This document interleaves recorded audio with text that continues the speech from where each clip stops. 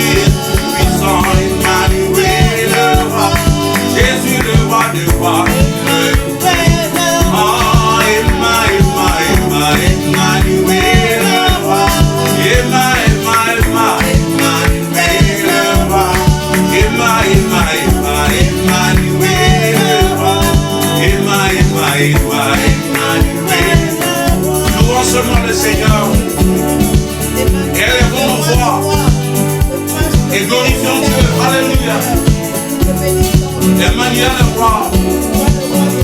Emmanuel le roi. Seigneur, tu es roi dans nos cœurs, dans nos vies, dans nos familles. Nous te proclamons, roi Jésus. Oui, tu es le roi de rois, le Seigneur des seigneurs. Voilà pourquoi tout genou fléchira devant toi. Voilà pourquoi tout genou fléchira devant toi. Et toute langue confessera que tu es Seigneur à la gloire de Dieu le Père. Nous t'adorons, nous te louons, nous te glorifions. Alléluia. Rien n'est aussi puissant, rien n'est aussi grand, rien n'est aussi bon que toi, Seigneur, le Dieu des dieux, le Seigneur des seigneurs. Sois glorifié, toi qui es assis sur le trône, toi qui domines dans les cieux, sur la terre et sur la terre, toi qui es le même, éternellement, hier, aujourd'hui, éternellement, toi qui sauves encore aujourd'hui, toi qui guéris encore aujourd'hui, toi qui changes encore aujourd'hui, toi qui bénis encore aujourd'hui, toi qui touches encore les vies aujourd'hui. Jésus, Jésus, Jésus, le redoutable nom de Jésus. Sois béni, Seigneur. Sois exalté, ô Dieu. Sois loué, ô Seigneur, pour tous tes bienfaits dans nos vies, pour toutes tes grâces dans nos vies, pour toute ta bonté dans notre vie, Seigneur. Nous venons t'adorer, nous venons te louer, nous venons t'élever, nous venons te remercier, Seigneur. Alléluia. Le bon Dieu, le bon Dieu, le bon Dieu. Merci, Seigneur, parce que tu es là. Merci, Seigneur, parce que tu es dans notre vie. Alléluia. Tu es notre trésor. Tu es notre trésor. Rien d'autre ne peut te remplacer dans notre vie. Rien d'autre ne peut prendre ta place, Seigneur, dans notre vie. Sois glorifié, sois élevé. Sois élevé pendant ce moment. Alléluia. Alléluia. Alléluia. Il est le même. Il est le même. Hier, aujourd'hui. Il est le même. Éternellement. Jésus, il est le même. Il est le même. Hier, aujourd'hui. Il est le même. Éternellement. Pendant que tu chantes que Jésus est le même, tu dois déclarer et croire que ce qu'il a fait hier, il peut encore le faire aujourd'hui. Il a ressuscité hier, il a guéri hier, il a sauvé hier, et il sauve encore, il change encore, il ouvre encore les portes. Alléluia. Confesse, confesse et déclare pendant que nous chantons ceci. Il est le même, il est le même, hier, aujourd'hui, il est le même, éternel. Mon Jésus, il est le même, il est le même, hier, aujourd'hui, il est le même, éternel. Oh mon Jésus, il est le même, il est le même, hier, aujourd'hui, il est le même, éternellement. S'il a sauvé hier, s'il a guéri hier, il peut le faire aujourd'hui. Il est le même, éternellement. Mon Jésus, il est le même, il est le même, hier, aujourd'hui, il est le même, éternel. Oh, j'ai veux chanter mon Jésus, il est le roi, dans ma vie de tous les temps, il est le roi, sa victoire m'appartient, désormais, avec toi Jésus, je régnerai à jamais.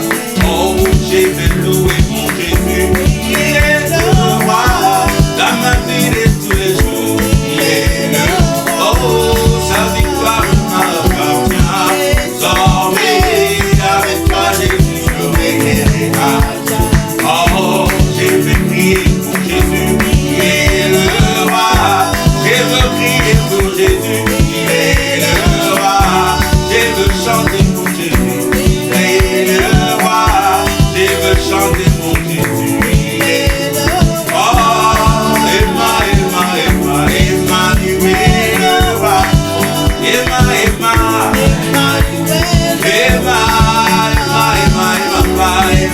Emmanuel, le roi, Emmanuel,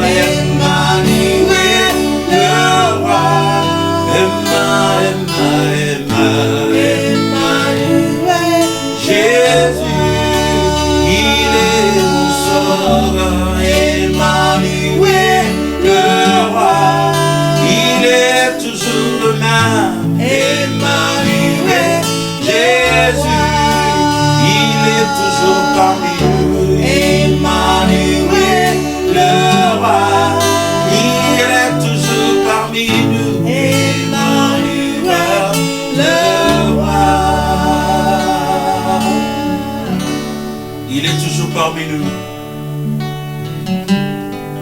Il est toujours parmi nous. Il marche toujours avec nous. Emmanuel est roi. Emmanuel est roi. Il est toujours avec nous. Pendant ce moment, il est là. Oh, il est là. Merci Jésus. Merci d'être avec nous. Merci parce que tu as dit, je serai toujours avec nous. Oh, merci pour ta présence. Merci pour ta gloire. Merci pour ta main toujours présente. Même lorsque nous ne pouvons pas le sentir, même lorsque nous ne pouvons pas le voir.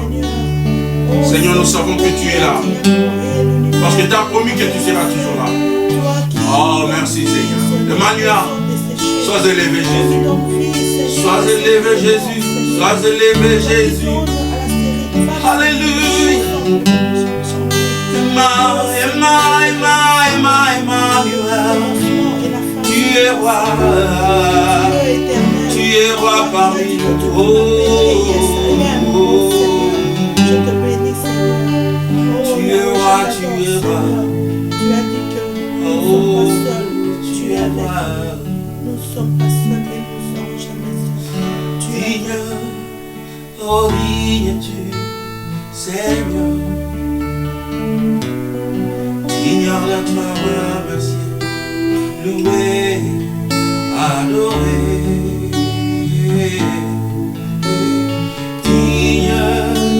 Oh, digne-tu, Seigneur, digne de toi, remercier, louer, adorer. J'entends encore digne. Digne, oh, digne-tu, Seigneur, digne de toi, remercier, louer, adorer.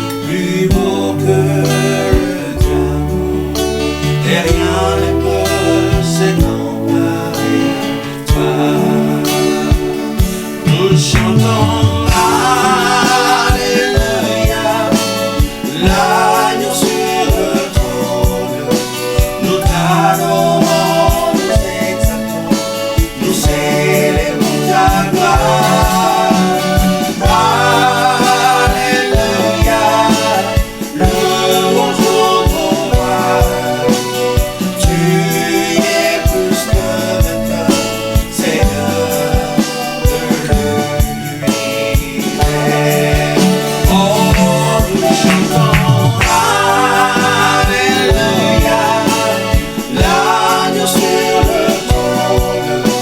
Nous t'adorons, nous t'exaltons, nous célébrons ta gloire. Alléluia, louange au bon roi. Tu es plus que vainqueur, Seigneur de l'univers. Adore le Seigneur pour un moment. Adore le Seigneur pour un moment. Dis-lui qu'il est digne. L'agneau sur le trône. Nous t'adorons. Nous t'exaltons. Nous célébrons ta gloire. Alléluia. Nous célébrons ta gloire. Alléluia. Oh oui, Seigneur, nous chantons. Alléluia. Alléluia à toi. À toi seul qui vis éternellement. À toi seul qui règne éternellement. Alléluia. Alléluia à toi. Oh, oh. Les anges chantent Alléluia et Hosanna. Nous ici, ton église, nous chantons Hosanna et Alléluia. Nous nous joignons au cœur, Alléluia, du ciel, pour t'adorer, pour t'élever.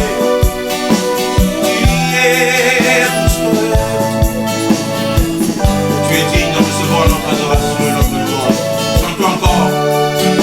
Oh, nous chantons Alléluia, l'agneau sur le trône. Nous t'adorons, nous t'exaltons, nous célébrons ta gloire. Alléluia, louange au bon roi. Tu es plus que vainqueur, Seigneur de l'univers. Chantons ça. Une seule fois. Nous chantons Alléluia, l'agneau sur le trône. Nous t'adorons, nous t'exaltons, nous célébrons ta gloire. Alléluia, louange au bon roi. Tu es plus que vainqueur, Seigneur de l'univers.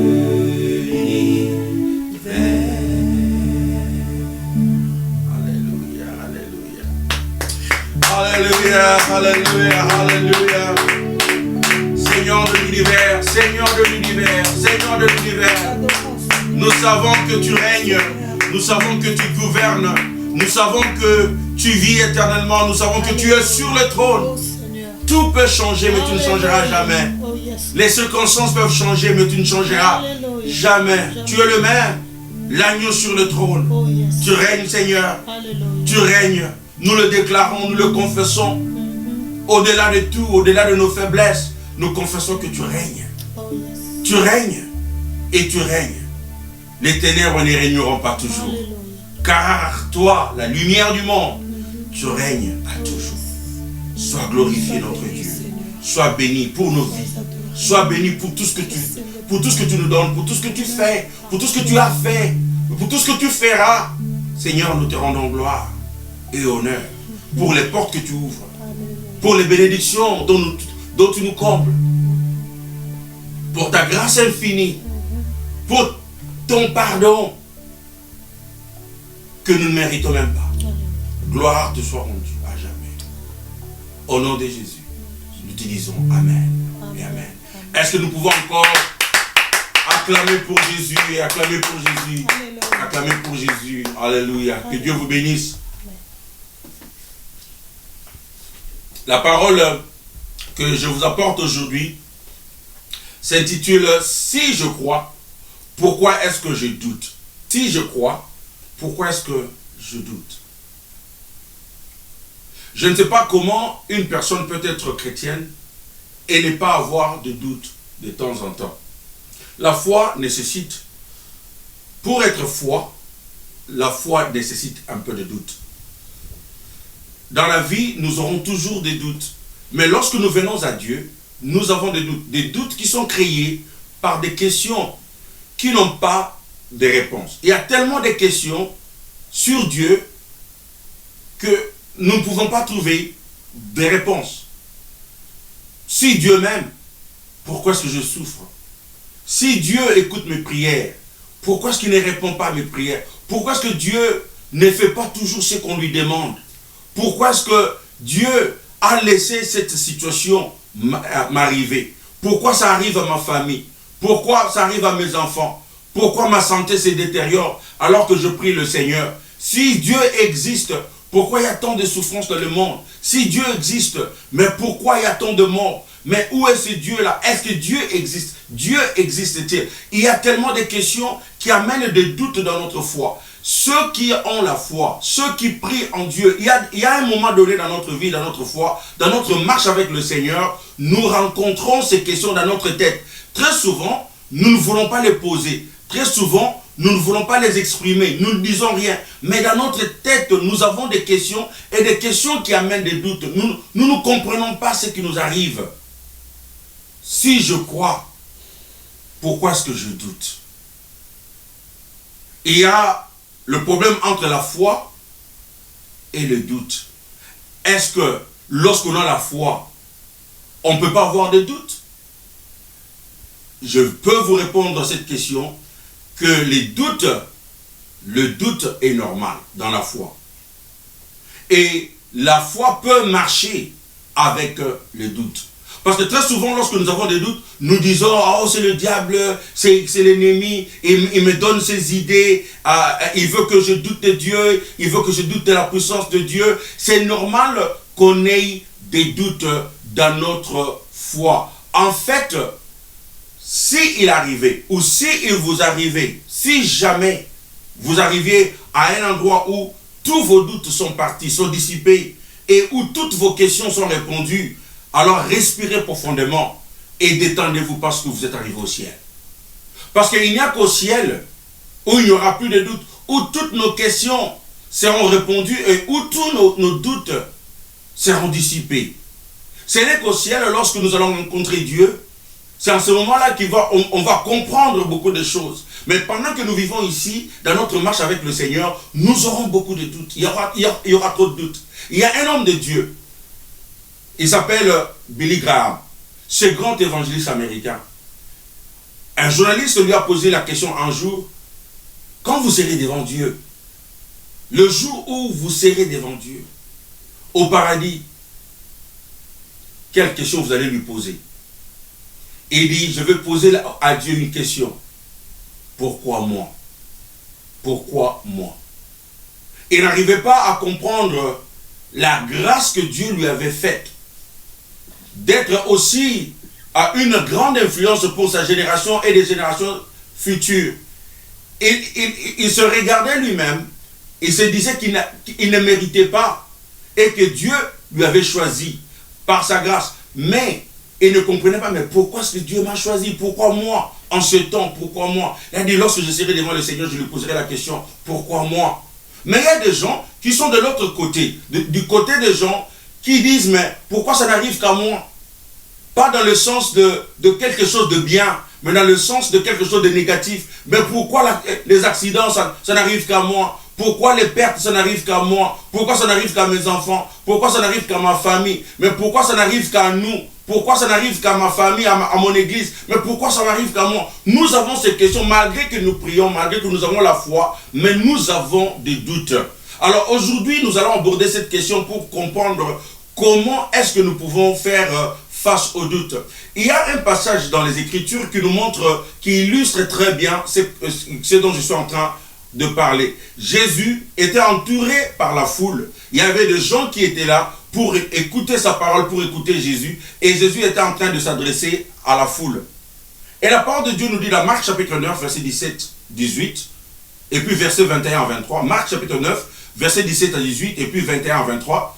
La Bible nous dit, et un homme de la foule lui répondit. Il répondit à Jésus, Maître, j'ai amené auprès de toi mon fils, qui est possédé d'un esprit muet. En quelque lieu qu'il le saisisse, il le jette par terre. L'enfant écume, grince des dents et devient tout raide. J'ai prié tes disciples de chasser l'esprit et ils n'ont pas pu. Verset 21. Jésus demanda au Père, combien y a-t-il de temps que cela lui arrive? Depuis son enfance, répondit-il. Verset 22. Et souvent l'esprit l'a jeté dans le feu et dans l'eau pour le faire périr. Mais si tu peux quelque chose, viens à notre secours. Aie compassion de nous. Verset 23. Jésus lui dit, si tu peux, tout est possible à celui qui croit. Verset 24. Aussitôt le père de l'enfant s'écria, je crois, viens au secours de mon incrédulité. Un père est venu à Jésus avec son fils qui était un problème, qui était possédé par un esprit impur, et cet esprit a agité l'enfant. Cet esprit causait beaucoup de tort à son fils, et le père est venu à Jésus pour lui demander de guérir ou de délivrer son fils. Jésus lui dit, je peux le faire, tout est possible à celui qui croit. En d'autres termes, je peux le faire à une seule condition, si tu crois, si tu as la foi. Et ce père dit à Jésus, je crois, écoutez très bien, je crois, mais viens au secours de mon incrédulité. En d'autres termes, je crois, mais j'ai des doutes. Je crois, mais j'ai des questions.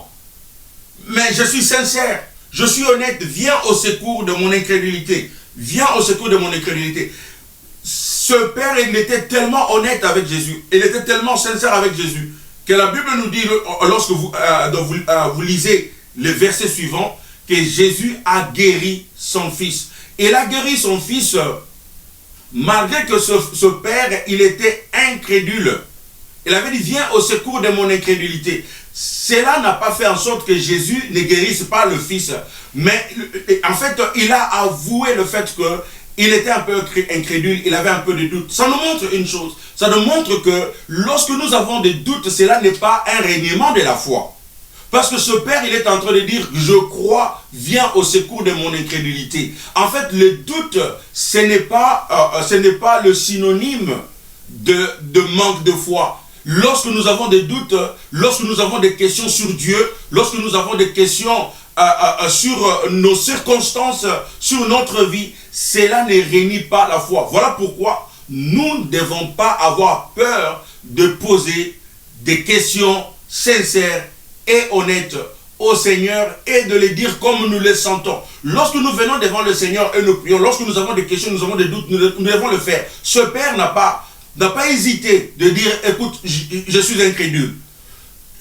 Je crois que tu peux le faire, en fait, je le crois, mais j'ai un peu de doute, j'ai un peu de questions, je ne sais pas si tu vas le faire ou tu ne vas pas le faire. Et Jésus n'a pas été embarrassé par cette déclaration. Il a agi, il a guéri le fils. Cet exemple nous montre bien que la foi peut marcher avec les doutes. La foi peut marcher avec les doutes. Parce qu'il y a parfois des gens qui, tout simplement, tout carrément, ils ne croient pas en Dieu. Ça, c'est l'athéisme. Ça c'est autre chose. Nous ne sommes pas en train de parler de ça. De gens qui ont déjà déclaré que Dieu n'existe pas. Dieu, ça, ce n'est pas le doute. On ne doute pas. On sait que Dieu n'existe pas. Nous sommes en train de parler ici de gens qui, ils ont cru en Dieu. Ils croient en Dieu. Ils ont mis leur foi en Dieu. Mais il y a des questions. Mais il y a des choses qui se passent dans leur vie. Il y a des circonstances qui n'ont pas de sens. Ils voient l'amour de Dieu. Ils voient la grandeur de Dieu, la puissance de Dieu. Mais ils voient ce qui se passe dans leur vie, ce qui se passe dans le monde, dans leur famille. Ils se posent des questions honnêtes et sincères. Alors, comme ce père, la foi peut marcher avec les doutes, avec l'incrédulité. Nous avons un exemple, l'exemple de Jean-Baptiste. Et ça, c'est un exemple très important. Dans Matthieu, chapitre 11, versets 2 à 3. Matthieu, chapitre 11, versets 2 à 3. Vous savez, Jean-Baptiste était un grand prophète qui était venu juste avant Jésus pour préparer le chemin du Seigneur. Il a dit, ma mission, c'est de préparer, c'est la voix qui crie dans le désert, préparer le chemin du Seigneur, ou préparer le chemin pour le Seigneur. Alors, il a servi Dieu, il était un grand prophète. Mais il y a quelque chose de très intéressant ici dans Matthieu chapitre 11, verset 2 à 3. Lorsqu'il a été mis en prison, la Bible nous dit au verset 2, du fond de sa prison, Jean apprit tout ce que Christ faisait. Il envoya auprès de lui 2 de ses disciples. Ils lui demandèrent, es-tu celui qui devait venir, ou bien devons-nous en attendre un autre? Jean-Baptiste, dans la prison, il envoya ses disciples pour aller poser la question à Jésus, est-ce que tu es celui qui devrait venir, ou nous devons en attendre un autre? Le problème avec cette question, c'est que Jean-Baptiste le prophète, il a été le premier prophète et quelqu'un de très respecté qui a déclaré publiquement que Jésus était le Messie, que Jésus était l'agneau de Dieu. Jean chapitre 1 verset 29 nous dit, le lendemain Jean aperçut Jésus qui se dirigeait vers lui. Alors il s'écria, voici l'agneau de Dieu, c'est lui qui enlève le péché du monde. Jean-Baptiste, quelques mois auparavant, quelques années auparavant, il a témoigné que Jésus est l'agneau de Dieu qui devrait venir, l'agneau de Dieu qui enlève le péché du monde. Mais nous trouvons le même Jean maintenant dans Matthieu chapitre 11 verset 2 à 3 qui est en train d'envoyer ses disciples pour poser à Jésus la question, est-ce que tu es le Messie? Est-ce que tu es celui qui devrait venir? Est-ce que nous devons en attendre un autre? Il commence à avoir des doutes. Il commence à avoir des questions. Jean-Baptiste le prophète, il commence à avoir des questions. Si un homme comme Jean-Baptiste, si un homme aussi puissant et influent comme Jean-Baptiste pouvait commencer à avoir des questions, à se demander et à commencer à avoir même des doutes sur Jésus, qui sommes-nous? Qui sommes-nous? Souvent nous mettons nos doutes et nos questions sous le tapis. Ou nous les cachons. Nous ne voulons pas que personne ne sache. Nous croyons que si nous posons les questions ou nous exprimons nos doutes, les gens vont commencer à nous régner. Et c'est vrai que les chrétiens parfois se moquent les uns des autres. Ils disent, mais lui il a la foi ou il n'a pas de foi? Est-ce que lui c'est un bon chrétien ou il est un faux chrétien? Mais comment est-ce qu'il pose même des questions? Comment il se demande même si Dieu existe? Il y a un moment donné dans notre vie où ces questions apparaissent comme à Jean-Baptiste. Et vous savez pourquoi est-ce que Jean-Baptiste a commencé à poser des questions sur Jésus? La Bible nous dit du fond de sa prison. Du fond de sa prison. Il était en prison. Il était en train de souffrir. Il ne savait pas s'il allait sortir vivant ou il allait mort. Il ne le savait pas. Et il ne comprenait pas qu'il a fait le travail de Dieu. Il a représenté Dieu. Il a prêché les gens. Il a baptisé les gens, il a servi le Seigneur, et le Seigneur permet à ce qu'il aille en prison. Et non seulement il aille en prison, il paraît que le Seigneur ne fait rien pour qu'il sorte du prison.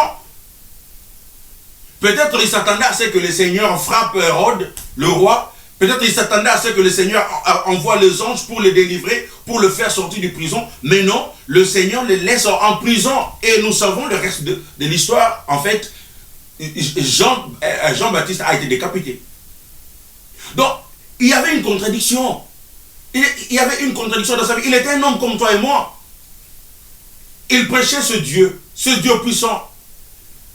Le message qu'il a donné à Hérode, au roi, c'était un message qui était correct, qui était de Dieu. Que pourquoi tu sors avec la femme de ton frère?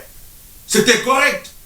Mais en faisant ce qui était correct, c'est là maintenant en prison. Et il ne comprenait pas pourquoi est-ce qu'il était en prison et pourquoi Dieu ne faisait rien pour cela. C'est comme ça que ça se passe dans notre vie. Nous faisons tout droitement. Nous marchons dans la crainte de l'Éternel. Nous marchons dans la crainte de Dieu. Nous honorons Dieu avec nos actes, avec nos actions. Nous allons à l'église, nous prions, nous donnons notre dîme, nous donnons notre offrande. Mais comment est-ce que ça arrive à nous?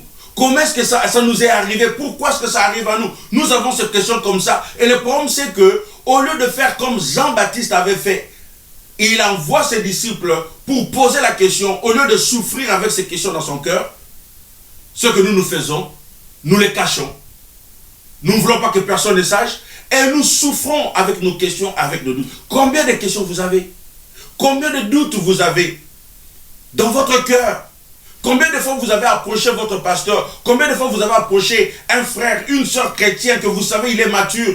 Combien de fois vous avez approché un homme de Dieu et vous lui posez des questions, ce que moi je peux appeler des questions difficiles, des doutes, des choses qui se passent en vous, des contradictions qui se passent en vous. C'est ça ce que Jean-Baptiste a fait. Il a envoyé les disciples et il a dit, je ne peux pas cacher ces questions. Je ne peux pas cacher cela. Souvent, lorsque nous sommes dans la prison de notre vie, cela arrive. Quand nous passons par la grande vallée, quand nous passons par la vallée de Baca, lorsque nous passons par les ténèbres, lorsque nous passons par des moments durs, des moments difficiles, lorsque nous perdons un être cher, lorsque nous perdons un contrat, lorsque nous perdons le travail, lorsque nous tombons malades, lorsque nos enfants ne réussissent pas, lorsque les portes nous sont fermées, alors nous nous posons des questions. Dieu, où es-tu? Y a-t-il un Dieu? Y a-t-il un Dieu? Et Jean-Baptiste a posé la question. Malgré qu'il était le premier à déclarer que celui-ci est le Messie, celui-ci, il est l'agneau qui ôte le péché du monde. Et le même Jean, auparavant, il a déclaré dans Jean chapitre 1, verset 34, il a déclaré, or c'est là, je l'ai vu de mes yeux, et je l'atteste solennellement, cet homme est le Fils de Dieu. Cet homme est le Fils de Dieu. Donc dans Jean chapitre 1, verset 34, Jean est en train de confirmer et d'attester. Il dit même, j'atteste solennellement que cet homme est le Fils de Dieu. Mais le même Jean, dans la prison de sa vie, pendant les moments difficiles, il a posé la question, es-tu le Fils de Dieu? Ou nous devons en attendre un autre? Alors, c'est comme ça que ça se passe dans notre vie. Cet homme, auparavant, il était sûr. Et puis, il a commencé à avoir des doutes. Auparavant, il avait la foi totale en Jésus. Mais maintenant, il a commencé à avoir des doutes.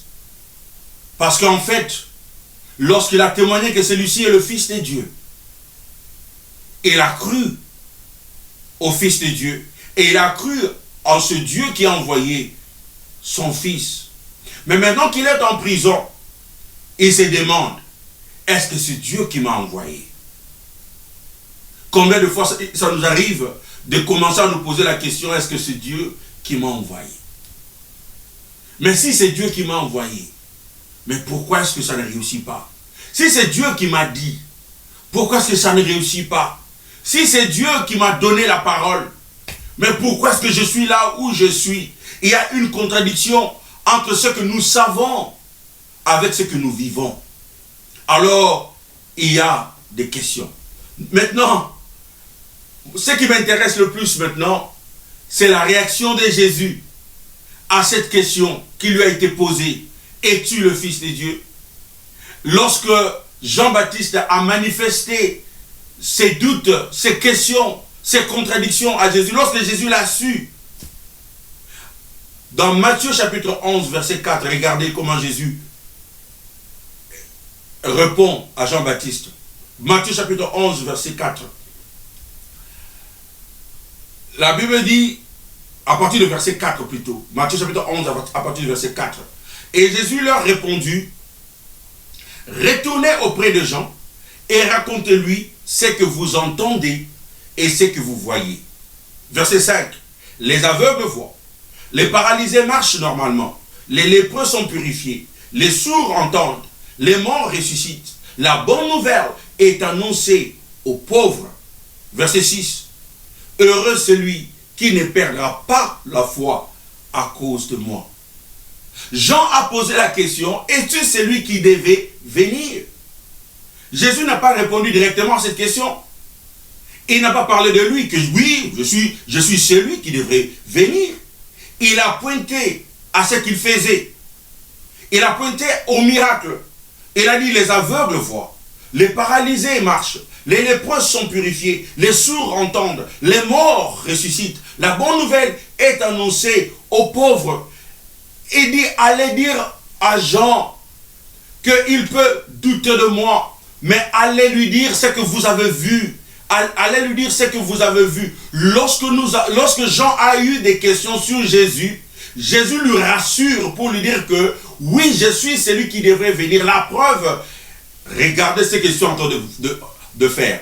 Regardez ce que je suis en train de faire. Vous savez, lorsque nous avons des doutes dans notre vie, lorsque nous avons des questions, lorsque nous posons ces questions, lorsque nous exprimons ces questions ouvertement et sincèrement au Seigneur, le Seigneur nous pointe toujours vers les œuvres, vers ce qu'il fait, vers ce qu'il est en train de faire. Oui, nos yeux peuvent être aveuglés par nos circonstances, mais Dieu nous pointe sur ce qu'il est capable de faire et ce qu'il est capable de faire et ce qu'il est en train de faire. Nos circonstances peuvent ne pas changer, mais nous allons voir avec nos yeux, lorsque nous posons des questions honnêtement, que Dieu est en train de faire de grandes choses. Il est puissant, il est grand et il est en train de faire des merveilles. Il a dit, allez dire aux gens que je suis en train de faire des merveilles. Allez dire à Jean. Et il y a une autre chose que Jésus est en train de faire lorsque Jean-Baptiste a manifesté ses doutes et ses questions.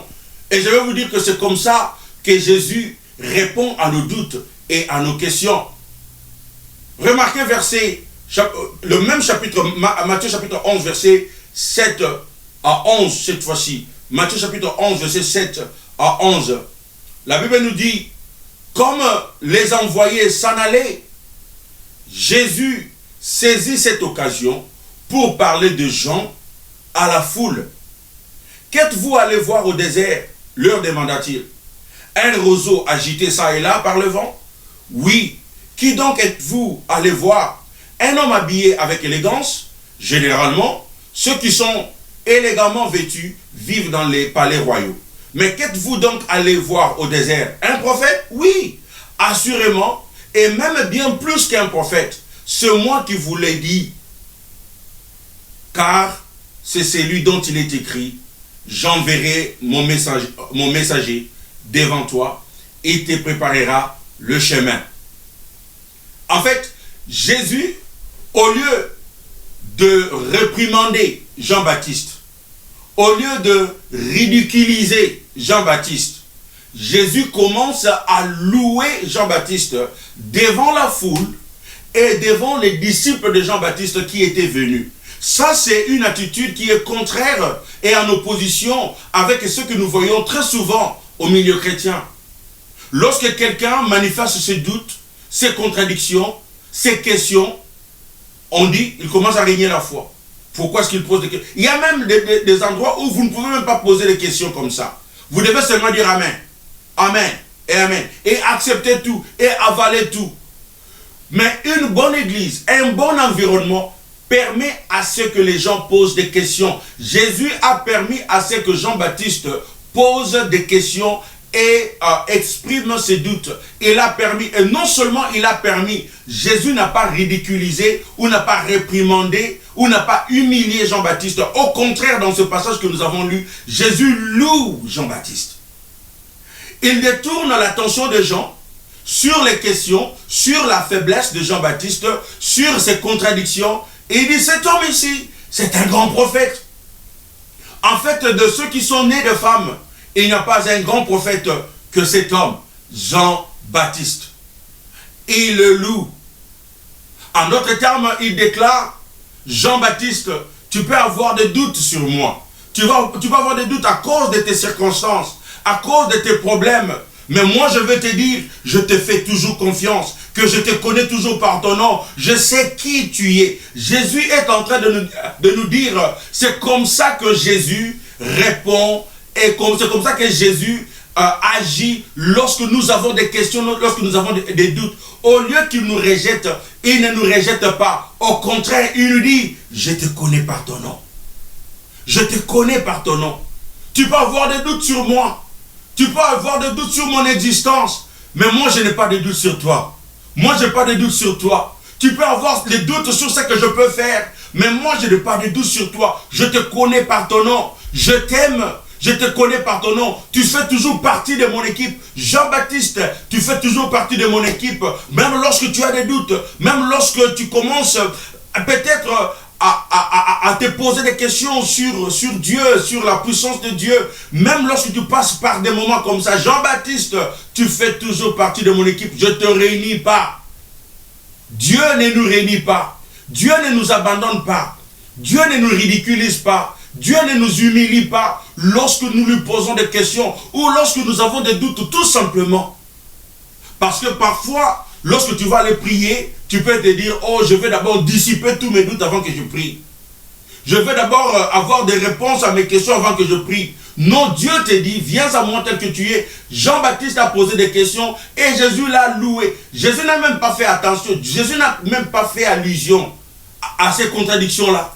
Vous savez que notre Dieu ne pointe pas sur nos faiblesses, mais notre Dieu pointe sur ce que nous sommes en lui. Sur ce que nous sommes en lui, c'est que Jean-Baptiste était en Dieu. Il était toujours ce grand prophète. Il était toujours ce grand envoyé. Le fait d'avoir des contradictions, le fait d'avoir des doutes en tant qu'humain, cela n'enlèvera en rien son identité devant Dieu. Rien n'enlèvera votre identité devant votre Dieu lorsque vous avez des doutes, lorsque vous avez des questions. Ça arrivait à Jean-Baptiste et je vous assure et je vous garantis, ça arrivera à tout un chacun qui sert Dieu honnêtement et sincèrement. Ça arrivera à nous tous, ça arrive à nous tous. Si tu es pasteur, si tu es prophète, si vraiment tu as été envoyé par Dieu, il y aura des contradictions. Si réellement tu marches avec Dieu, tu auras des contradictions. Si vraiment tu as la foi en Dieu, tu auras ces contradictions en toi. Il y aura une bataille en toi. Des questions qui n'ont pas de réponse. Mais très souvent, comme je l'ai dit, on ne pose pas. Jésus n'a pas nié. Jésus a loué Jean-Baptiste. Il va nous louer. Il va nous apprécier. Il va nous dire, voilà, je vous aime. Tu as des faiblesses. Tu as des problèmes. Lorsque tu passes par des circonstances difficiles, lorsque l'ennemi t'environne, lorsque tu passes par la vallée des Baca, tu vas te poser la question, est-ce que Dieu existe? Est-ce que Dieu m'aime? Est-ce que Dieu est puissant? Tu vas te poser ces questions. Ne cache pas ces questions. Exprime-les devant moi. Et moi, je ne veux pas te nier. Je ne veux pas te ridiculiser. Donc le doute a son importance. Le doute profond est souvent le prélude à une foi encore plus profonde. Un homme du nom de Frédéric Buchner, il a dit ceci: les doutes sont les fourmis dans le pantalon de la foi. Ils le maintiennent éveillé et en mouvement. Or, ils la maintiennent éveillé et en mouvement. Les doutes sont comme les fourmis de la foi. Les doutes permettent à ce que notre foi demeure éveillée et en mouvement. Si jamais vous n'avez plus de doutes et de questions, vous n'avancerez pas dans la foi chrétienne, ça c'est sûr. C'est une vérité merveilleuse que le plus grand sceptique deviennent souvent les croyants les plus forts. Et les doutes honnêtes, une fois résolus, deviennent souvent le fondement d'une foi inébranlable. D'une foi inébranlable. Alors, je vais vous parler de 4 choses à faire pour passer du doute à la foi. 4 choses pour passer du doute à la foi. Le doute, comme je vous l'ai dit, c'est normal. C'est normal dans la foi. Mais c'est ce que vous faites de ces doutes qui compte. C'est ce que vous faites de vos doutes qui compte. Qu'est-ce que vous allez faire de vos doutes? La première des choses, ne cachez pas vos doutes, comme je l'ai dit, comme je l'ai répété le plus souvent. Admettez-les et posez des questions. Admettez-les et posez des questions. Dieu n'est pas fragile. C'est ça ce que Jean-Baptiste a fait. Jésus n'était pas fragile. Dès qu'il écoute les doutes des gens, il s'écroule. Oh Jean, qu'est-ce que tu fais là? Comment tu poses des questions comme ça? Dieu n'est pas aussi fragile. Il est Dieu. Il est puissant. Il est plus fort que nous. Pourquoi il est plus fort que nous? Il est plus fort que nous. Parce que lorsque nous tombons, il peut nous relever. Lorsque nous avons des doutes, il peut toujours nous tenir par sa main. Il est tellement puissant pour faire face à nos doutes. Il est tellement fort pour faire face à nos doutes. Il peut gérer nos doutes. Il peut gérer nos peurs. Il peut gérer nos inquiétudes. Il peut gérer toutes nos questions sans réponse. Il peut les gérer. Il est un grand Dieu. Alors, nous ne devons pas cacher nos doutes. Nous devons les admettre. Admettez-les. Admettez-les. Tu peux le faire personnellement, dans la prière. Tu peux être sincère avec Dieu pour lui dire, Seigneur, je n'arrive pas à croire. J'ai tellement de questions à te poser. Combien de fois nous avons fait des prières comme ça? Combien de fois nous avons fait des prières où nous disons exactement, Seigneur, ce que nous ressentons. Souvent nous rappelons à Dieu ce qu'il a fait à Abraham, ce qu'il a fait à Isaac, ce qu'il a fait à Joseph, ce qu'il a fait à Marie, ce qu'il a fait à Esther, ce qu'il a fait à tous ces hommes de Dieu, à toutes ces femmes de Dieu. Nous rappelons à Dieu. Mais en réalité, ce qui se passe en nous, ce n'est pas ce qui s'est passé à Abraham. Ce que nous ressentons en nous, ce n'est pas nécessairement ce qu'Abraham ressentait. Nous ne sommes pas Abraham, nous ne sommes pas des Esther, nous sommes différents. Ce qui se passe dans ma vie est différent de ce que personne d'autre n'a jamais ressenti. Voilà pourquoi Dieu qui m'a créé, il me connaît mieux. Je dois aller à Dieu personnellement et spécifiquement avec mes propres doutes. Au lieu que je me cache derrière les formules des hommes de Dieu de la foi, que Dieu a utilisé, qu'il a fait ceci, je dois exposer mes doutes et mes questions à Dieu. Et ces questions ne sont pas nécessairement, ça se relate pas seulement à nous, ça se relate aussi à nos frères, à nos sœurs, à ce qui se passe autour de nous.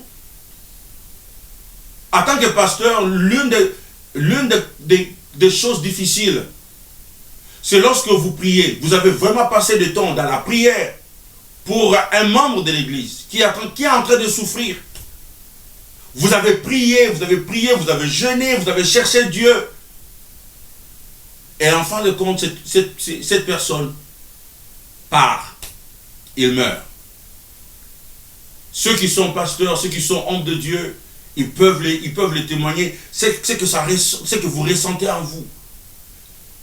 Ça s'est pas passé directement dans votre vie, mais parce que vous avez mis confiance en Dieu. Vous avez prié pour cet homme ou pour cette femme dans votre église comme homme. Et vous priez tellement que le Seigneur fasse quelque chose. Mais cela ne s'est pas passé. Ça vous fait mal. Et vous partez devant Dieu et vous pleurez. Vous dites, mais Seigneur, pourquoi? Et parfois, les membres les plus assidus, les membres de l'église qui vous ont tellement soutenu, qui vous ont tellement béni, les gens qui vous ont soutenu, qui vous ont tellement béni, vous priez le Seigneur, que le Seigneur va encore les bénir. Ils vous ont soutenu dans la prière, spirituellement, financièrement. Quelque chose de mal leur arrive. Et là, ça fait mal. Vous dites, mais Seigneur, est-ce que tu peux voir cet homme, cette femme, elle a été une bénédiction pour moi, mais pourquoi, Seigneur, pourquoi tu ne peux pas le soutenir, pourquoi tu ne peux pas le faire? Tu as des questions. Vous voyez, ça se passe dans toute notre vie. Ce ne sont pas seulement des questions qui sont liées à notre vie personnelle, mais c'est lié parfois à notre profession, et là où nous sommes pour nos amis, les amis pour lesquels nous avons prié, les amis pour lesquels nous souhaitions que quelque chose de bien leur arrive et que les choses n'ont pas marché comme ça. Alors, lorsque nous venons devant le Seigneur, nous devons lui poser des questions, nous devons les admettre. Si on n'admet pas devant le Seigneur, alors tu peux le faire aussi avec un ami chrétien, avec une amie chrétienne, avec un chrétien mature, quelqu'un que tu connais. Allez, parle-lui, posez des questions. Ceux qui ont des cours bibliques, pendant l'étude biblique de l'église, pendant l'intercession de l'église, pendant je ne sais pas quoi, les affermissements, où chaque église doit avoir un environnement où les gens peuvent venir étudier la Bible, étudier la parole de Dieu et poser des questions difficiles. Donc vous devez trouver un endroit comme ça, un espace comme ça où vous pouvez admettre et poser des questions comme ça. La deuxième des choses à faire, agissez sur votre foi, pas sur vos doutes. Agissez sur votre foi, pas sur vos doutes. C'est ça ce que Noé a fait. C'est cela ce que Abraham a fait. il a quitté son pays, il a agi sur sa foi. Noé il a construit l'arche, malgré qu'il avait même des doutes s'il n'y aura jamais de pluie, s'il va pleuvoir pendant 40 jours. C'est ça ce que Moïse a fait quand il a traversé la mer Rouge.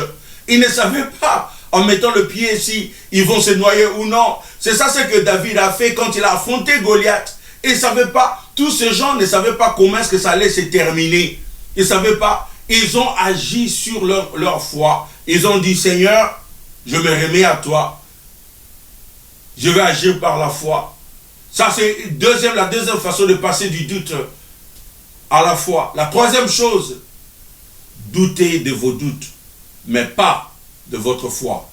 Cela signifie simplement que vous ne devez pas rejeter votre foi simplement parce que vous êtes dans la profonde vallée des ténèbres. Nous entrons tous dans cette vallée de temps en temps. Certains d'entre nous y passent beaucoup de temps. Mais lorsque vous vous trouvez dans cette vallée où tout est incertain et où vous êtes cruellement tenté de céder à vos doutes, vos peurs et vos inquiétudes, souvenez-vous de ces trois choses.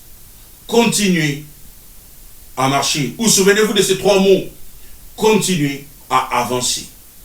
Continuez à marcher. Rien n'est gagné à camper dans la vallée des ténèbres.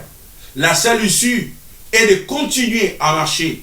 Ça veut dire de marcher par la foi. Doutez vos doutes, ne doutez pas votre foi. La foi fait en sorte que tu continues malgré les doutes, malgré les inquiétudes, malgré les questions. J'ai beaucoup de questions à poser au Seigneur. J'ai tellement de doutes, mais je n'abandonne pas ma foi. Je doute mes doutes, mais je continue la marche avec le Seigneur. Je continue à marcher avec Dieu. Pourquoi ? Parce que lorsque vous êtes dans la vallée, la seule issue de sortie, c'est de continuer à avancer. C'est de continuer à avancer. Parce que lorsque vous abandonnez et que vous vous arrêtez, vous tenez là, dans la vallée de vos questions, dans l'océan de vos questions, vous ne trouverez jamais d'issue. Ce n'est que lorsque vous continuez à marcher et avancer et avancer. Et chaque pas en avant est un moyen de douter de vos doutes.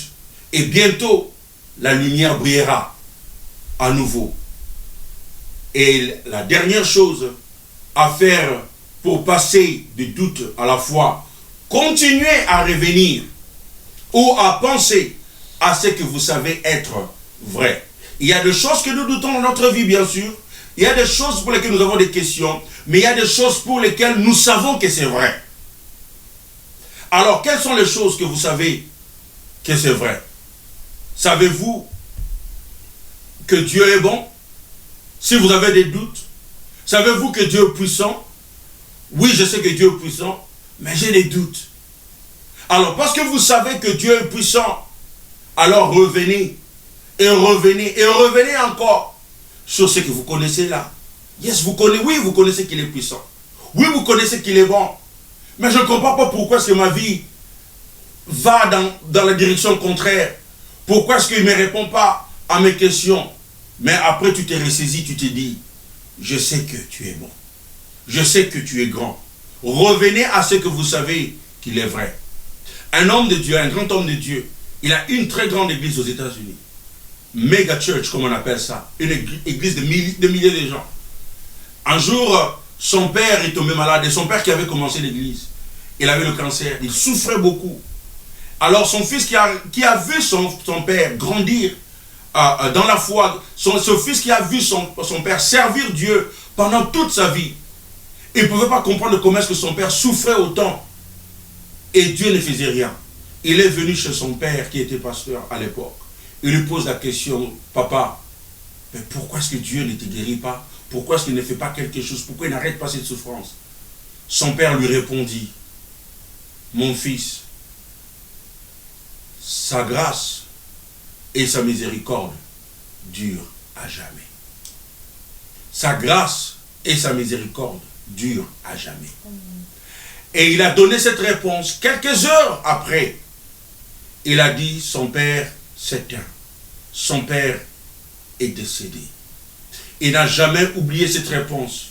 Pourquoi je vous donne cet exemple? Parce que cet homme de Dieu, il avait aussi des questions. Il avait aussi des doutes.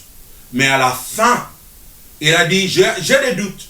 Mais il y a une chose que je connais, et c'est vrai. Et je reviens, je me rappelle de ce qui est toujours vrai. Que sa grâce et sa miséricorde durent à jamais. Je peux souffrir, mais sa grâce dure à jamais. Je peux ne pas avoir de réponses à mes questions, mais sa miséricorde dure à jamais. Je peux être en train de souffrir, mais sa miséricorde dure à jamais. Nous devons toujours nous rappeler de cela. Mes frères et sœurs, nous devons venir à Dieu tel que nous sommes. Nous devons venir à Dieu tel que nous sommes, avec nos questions, avec nos doutes, avec nos inquiétudes, avec nos peurs, avec nos contradictions. Nous devons venir à Dieu. N'attends pas à ce que tout soit clair. N'attends pas à ce que tu aies des réponses à toutes tes questions pour que tu viennes à Dieu. Tu peux venir à lui tel que tu es. Je termine avec ce témoignage. En 1822, une jeune femme nommée Charlotte Elliott rendait visite à des amis et elle y rencontra un homme de Dieu renommé qui était nommé César Malan. Pendant le souper, cet homme de Dieu lui a demandé si elle était chrétienne. Lorsqu'elle a répondu qu'elle ne voulait pas parler du sujet, l'homme de Dieu a répondu: je ne voulais pas vous offenser, mais je veux que tu saches que Jésus peut te sauver si tu tournes vers lui. Plusieurs semaines plus tard, ils se sont rencontrés à nouveau. Et mademoiselle Elliott a déclaré qu'elle avait essayé de venir au Christ, mais ne savait pas comment le faire. Venez à lui, tel que vous êtes, dit l'homme de Dieu Malan. Prenant le conseil à cœur, elle a composé un poème qui a commencé ceci.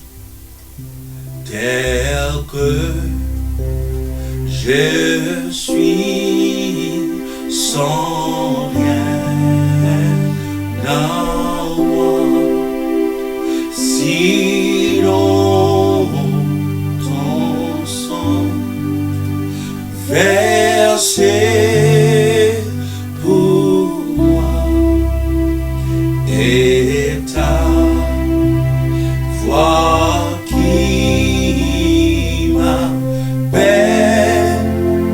la toi, agneau des dieux, je viens,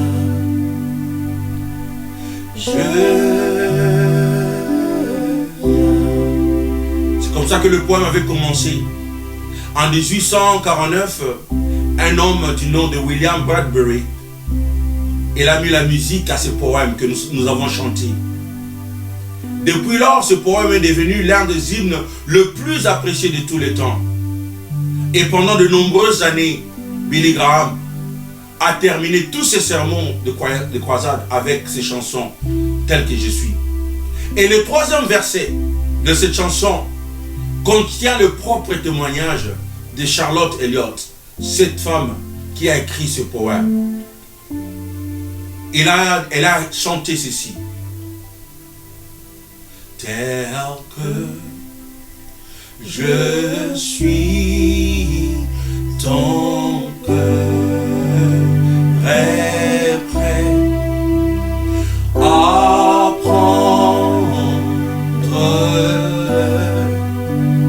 bien tel qu'il est pour tout changer. Sauveur, parfait agneau des dieux, je viens,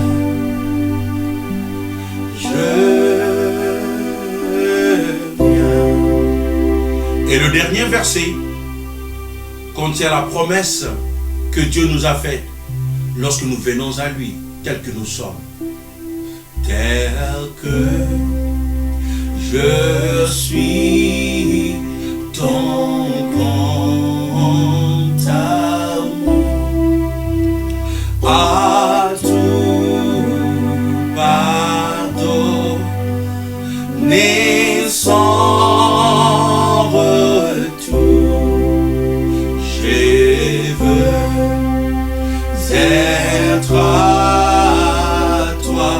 Dès ce jour, agneau de Dieu, je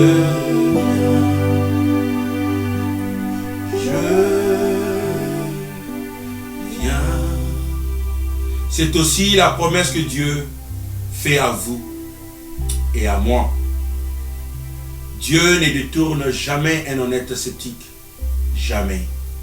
Venez à lui, tel que vous êtes et avec vos doutes. Venez à lui tel que vous êtes et apportez vos doutes à Dieu. Il ne vous donnera jamais les doutes. Que le Seigneur vous bénisse et bénisse cette parole. Au nom de Jésus. Amen. Et amen. Je vais vous retrouver la semaine prochaine. En attendant que le Seigneur vous bénisse tous et qu'il vous garde maintenant et à jamais. Au nom de Jésus. Amen. Bye bye.